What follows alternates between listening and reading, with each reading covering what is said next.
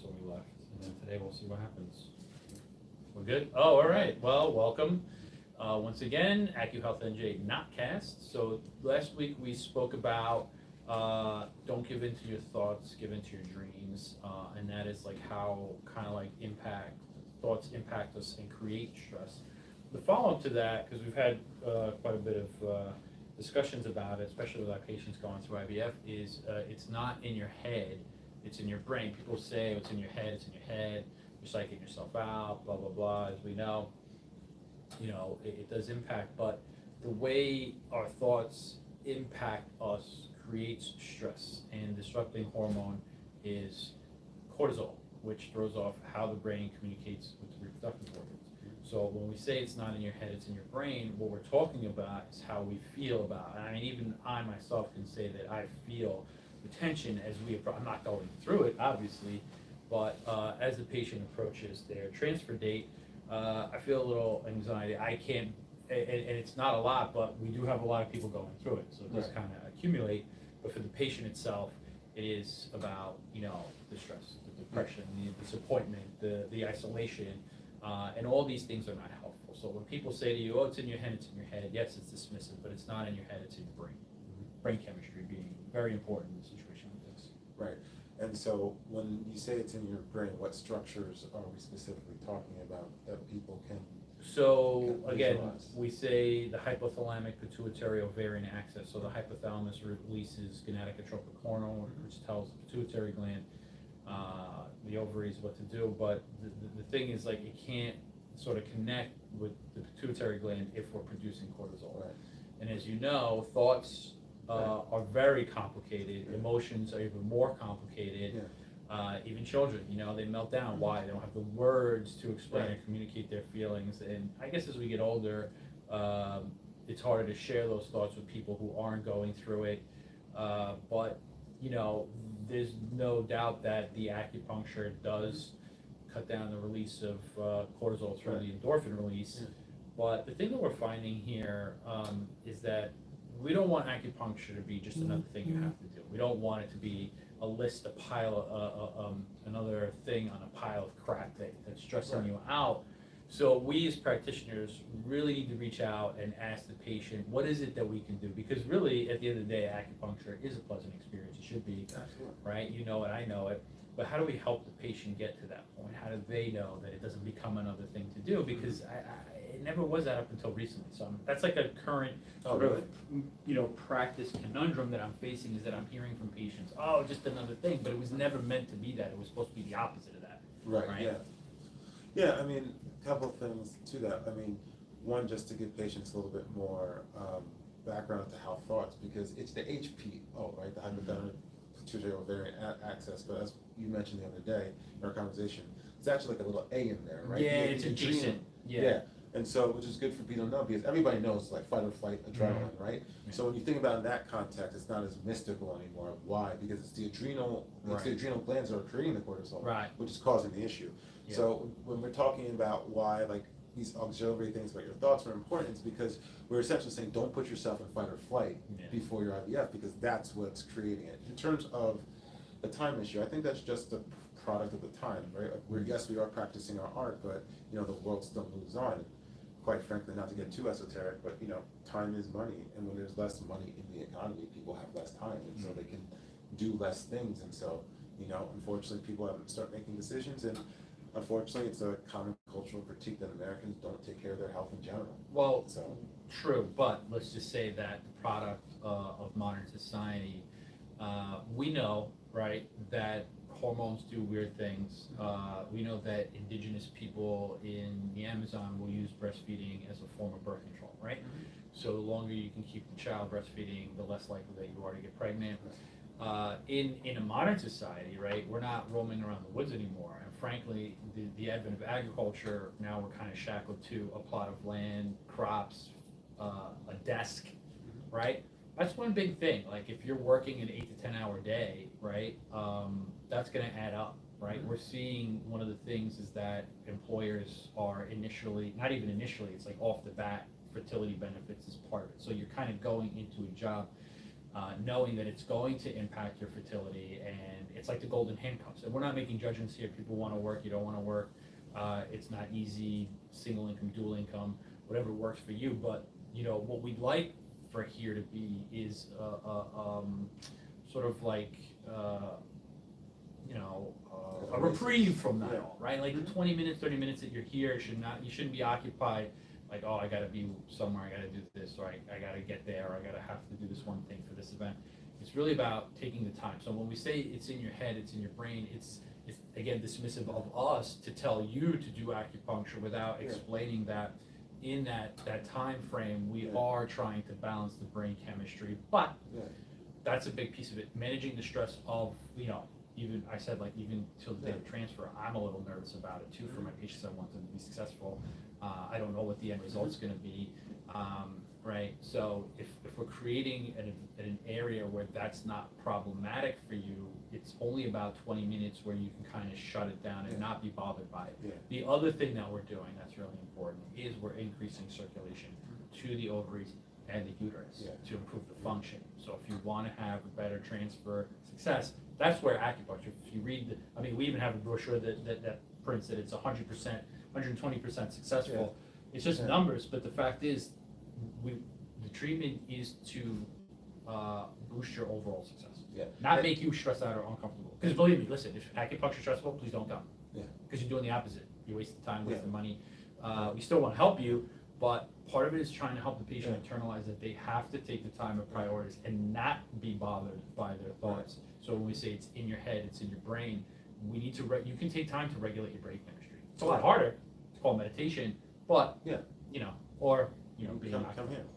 And, one thing, I was actually talking to a patient earlier, which they didn't know, that there's the relaxation piece, and then there's, acupuncture brings circulation, which in turn improves the egg quality. My question to you is, does the relaxation and the cutting down and reducing of cortisol also improve egg quality, or does that come specifically from the circulation? Well, everything, if you get to the root cause, if stress is derailing your cycle, if it's throwing you off, if it's making it late, making it early, making it short, making it long, making it painful, making it uncomfortable, making it all blah, blah, blah, blah, there will be some impact. And yes, people get pregnant with cramps. People get pregnant with missed and skipped periods, and people get pregnant in menopause, and people all over. But in order to kind of like control the environment, certain things have to happen. And in that time frame, what we want the end goal to be is to get a 28-day cycle symptom-free with a peak ovulation of day 14. And that happens when we start to kind of like introduce the endorphins, cut the cortisol, and then the brain can communicate with the reproductive organs. We'll say this over and over again until everybody gets it. But that's the goal. So when you're here, yes, we want you to calm down, but there is the alternative goal of getting everything to regulate. But that can only happen in an environment where you're not being harassed, where you don't have to long commute, where you don't have to come home and deal with all the other extra crap. Yes, we get it. Life is stressful, but we want this to be less stressful. So how have you found over the years people have managed that? Because it's counterintuitive to people. It's like, okay, I'm in IVF, or I'm getting an IUI, or I'm trying to get pregnant, and I have a goal. I want to achieve it. So typically, like, we stress, we hunker down. But then we're telling them counterintuitively, no, relax. The less you stress about it, the less you think about it, the more likely it is to get your goal. And what I found is that's the part that I think a lot of people have, and that we're trying to change. It's like, you can still be working toward being pregnant without feeling that you're like rushing. That you can, that actually the more relaxed, the more kind of ease you go through the process, the more success. Like, so the rushing is a big piece, and that comes with communication, speaking to the patient. But not everybody's listening, because what they're thinking is, I need to get pregnant yesterday.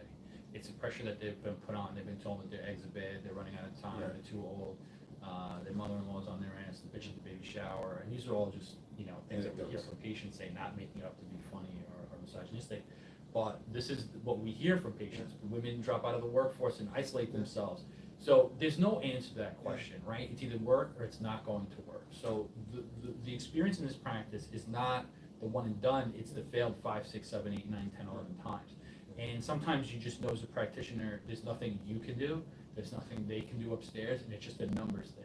Unfortunately, sometimes the numbers line up. You can roll snake eyes 3 times in a row, right? So that statistic is challenging, because people, the more they get disappointed, the harder it is, right? And then on top of it, you have the process. Like, here's a couple examples, besides all the other stuff that they tell you. I had a patient who failed her IVF because last minute the insurance gave her a problem with covering the medication, and having to go in the pocket was a stressor, okay? People who have to go out of pocket to have a child is a stressor, right? People going into debt to have children, that's a stressor, right? On top of the failure, but everything, you're rushing to nowhere, and telling people to take 3 months, 4 months is like, it's a big ask. It's not really a big ask. In your head, it's a big ask because you're being told you're running out of time. Exactly. Right? And that's where we have, it's hard for us to communicate that because, in order for us to be successful, we need a certain something out of people. And then when you're coming back, it's just another thing I have to do. Yeah. Well, then if acupuncture is stressful for you, guess what? The IVF is not going to help. The acupuncture not going to help. The job isn't going to help. The insurance isn't going to help. The cost of the procedure isn't going to help. So what is it? What is it? I don't know. That's a big question, and that's a big gray area or variable that we just don't have answers for. Yeah, it's very interesting because I feel I have a unique view because you've been doing this for 20, 21 years. I've been doing it for a few years, and so everything you're saying to me just makes logical sense because it's not like you're just giving me your opinion, right? This isn't like a point prescription, like, oh, I think spleen 6 is better. Like what you're talking about is backed by science. Like people, if they want to take the time, they can go look at the journals. Like everything you're saying about cortisol, about stress, so it's like it's kind of like I should say amusing for me because it's just like I don't like he's saying the truth. I don't understand why it shouldn't be that hard to tell. Like if you look at it just on paper, it's like what you're saying is you don't stress yourself out. Give yourself a 20-30 minute period to not think about all the stress, about all the people who are getting putting pressure on you, about will I or will I. Just be in a room, have the circulation improved, and get your stress down. Like to me, like telling people like do that instead of stressing yourself out and running from this specialist to this specialist. It just seems to be a logical choice, especially when you amplify that with or buttress that with the fact that it is scientifically backed that more relaxation, acupuncture helps. Like people don't understand. 100% means that you're twice as likely to get pregnant with the acupuncture statistically. Numbers can be changed, manipulated, absolutely, and all that, and that's not even what I'm talking about. The real sort of like answer to this is that on the back end, the patients that I lose track of after years of failure, I always check in on them 6 months, year down the road, and lo and behold, they get pregnant. Yeah. Right? And that's because they've walked away from everything and have allowed them. So if we're saying it's not in your head, it's in your brain, take a lesson from the patients who just kind of say, you know what, 3, 4, 5, 3 strikes and you're out, I'm not doing this anymore, and then down the road they get pregnant. That's the science, Greg. That's what we're trying to say here. It's not in your head, it's in your brain. You're no longer bombarded by the thoughts and the disappointment and the failure and the isolation, and things just happen to work. Without this, without IVF, without upstairs. So I think that's the big accolade here in the sense that having reaching out to patients, finding out what worked, what didn't work, and removing yourself from it. But it's hard when you're in it. It's hard to be the patient when you're being told, everybody has their own protocol and procedure, right? So asking the patient to slow down in between IVF cycles, is counter to what they're being told in the other place because they're thinking they're on a clock and a timer that this has to get done by a certain time. But all that really doing is just adding more stress, right? So, whatever the choices are, there's no wrong or right answers. What we need is results, and sometimes when we don't have answers and we have too many variables, the answer is just like hang in there or just walk away from it all. Like just don't even... and somehow magically it'll happen for you. Do you think that's about framing? Like that patient that you said that you didn't. I think you only treated her once, or you just had a conversation with her and she got pregnant. No, it's multiple patients. Initially, when we treat, we're looking again. We talked about how cortisol affects your cycle, the cramping, the pain, the discomfort, the breast tenderness, and all that stuff. Initially, we had done some work working with a patient over 6 months to a year. Regardless of whether doing IVF or natural, the whole point is to get that sort of 28-day cycle symptom-free working, so that when you walk away from all this stuff, it's kind of been corrected. And then I think with treatment and then taking a break and walking away from it, I think results happen because we've done with I good see, work yeah. on the back end. We Right. regulate, regardless of whether your eggs are bad. Look, you have eggs. You see them on ultrasound. They took them out of you, right? You have a good uterine lining. You did the ultrasound, and you know that you're at 7 whatever plus centimeters if they want it to be. Your blood work is normalizing. This is all the effects of acupuncture over time, because they're not doing anything to correct any sort of Right. menstrual irregularities. Yeah. They're just cramming a baby, Yeah. right? Yeah. So when you walk away from it and you remove all the pressures of the acupuncture, of the failed IVFs, and we've done the back end work, then ideally you could be in a situation to be impregnated, and that's where we see the long-term Gotcha. success. Because for us, we want everybody to get pregnant.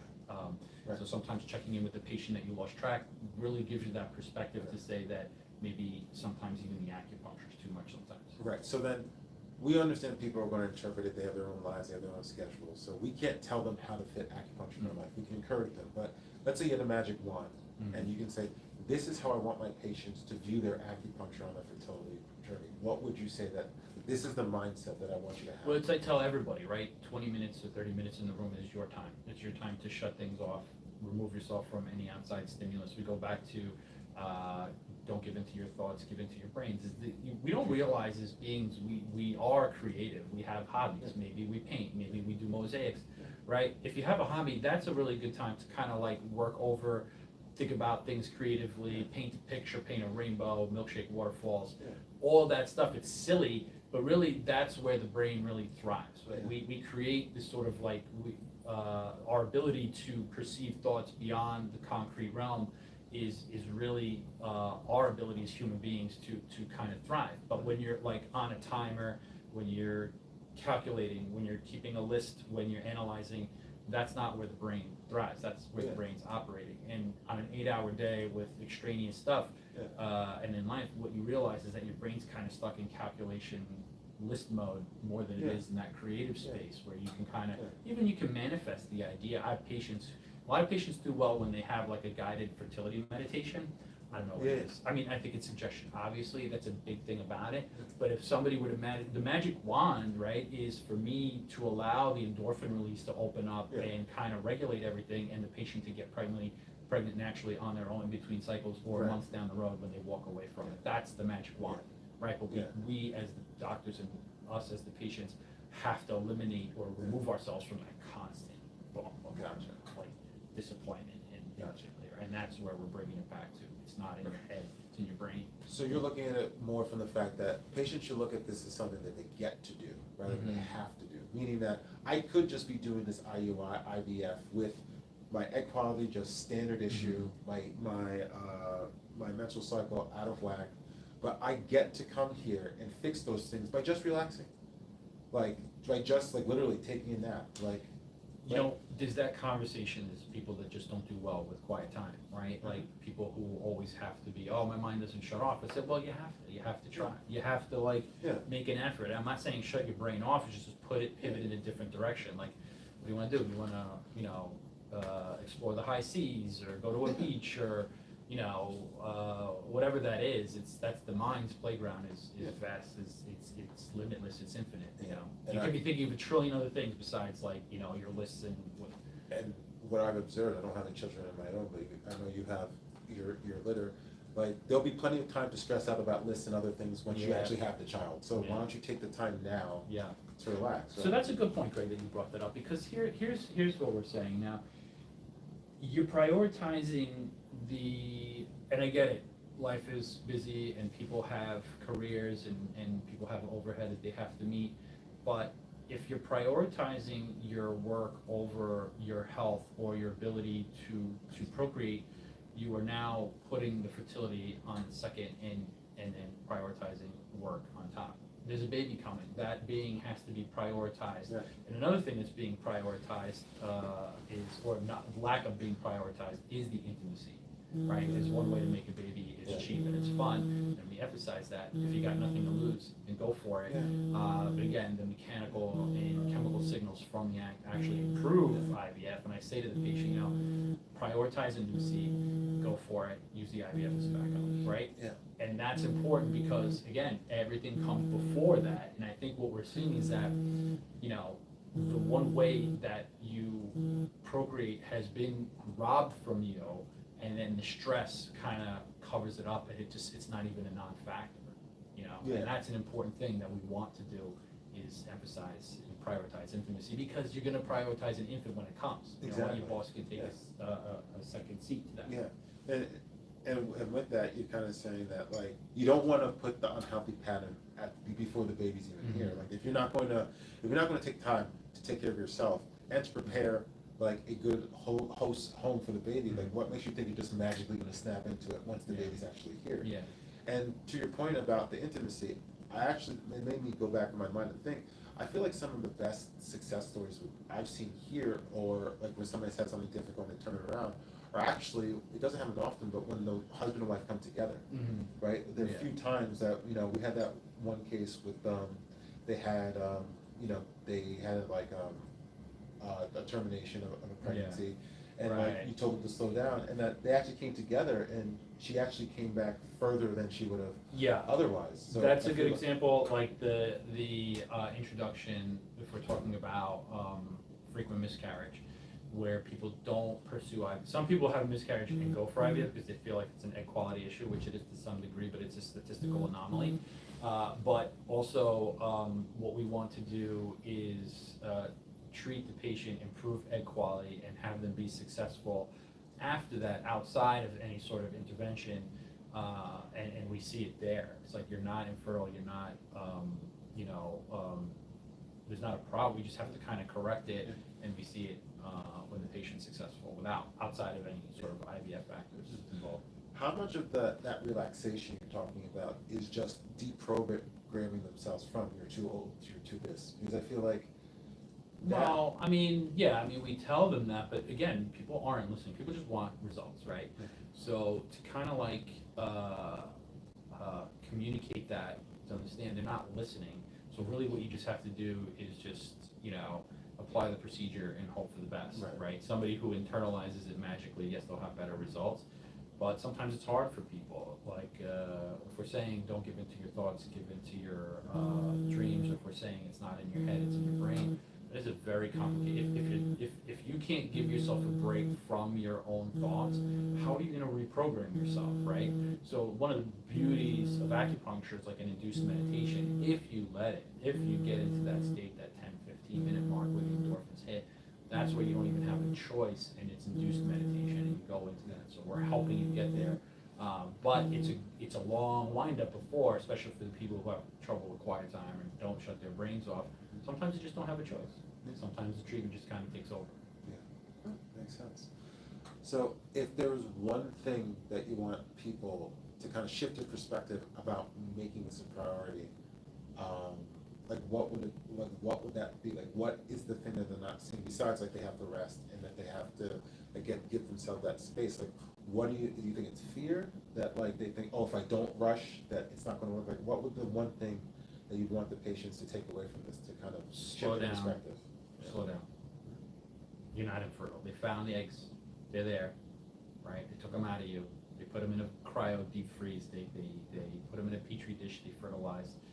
So it's not impossible. I think slowing down, taking some time, but I don't know if that's practical advice in today's society. There's no slowing down, right? It's always go, go, go. Yeah, but that's what everybody's always asking for. Don't be in a rush. That's it. Don't be in a rush, because you know you could rush into another failed IVF. You know, give yourself 3 to 6 months or 4 months in there to kind of like recover from the last one, because the chemicals from it, all those medications, they're not helping either. They're Yeah. helping initially, but they stick around for a while. So if you're going in for another IVF, I mean, don't rush into another, you know, Soup. disappointment. That's really what I'm saying. Just slow down a little bit. I know initially it doesn't seem comfortable. You don't want to do it because everybody wants to get pregnant yesterday, but slowing down really gets a lot more done. It creates the space to start peeling away a lot of stuff. But slow down before you walk away from it all and end up getting pregnant down the road on your own, you know? Yeah. No, absolutely. I mean, this conversation is excluding any like real physical, you know, yeah, issues. barriers, Yeah. like structural, lack of tubes, lack of ovaries, uterine cancers, diseases, Yeah. you know, inflammatory disease, all that stuff. Right. That changes the big conversation. I'm just talking normal circumstances, you know. Yeah, no discernible There's issues. nothing, but by the way, there's nothing wrong with you. You're just stressed out. The process is stressful. Take a break, slow down. It's not trust in the your head, process. it's in your brain. Yeah. Yeah, right, and when I say your brain, I mean the brain chemistry, the way you feel about things impacts how the brain communicates with the reproductive organs. Yeah. And trust the process, you know, sometimes advice like this can seem counterintuitive, but what you don't want is the worst of both worlds, where you're kind of half doing it, but then not listening, Mhm. like, you know, like if, say, come twice a week, but like you're skipping appointments and you're Right. missing things, it's like, because then you're kind of, you're not giving yourself the Mhm. proper chance. Yeah. And you might as well just slow down completely than try to like chase two horses and not do anything Right. accurately. All right, so we're gonna leave it there, and we'll follow up next week, and keep on watching. Yeah, slow down.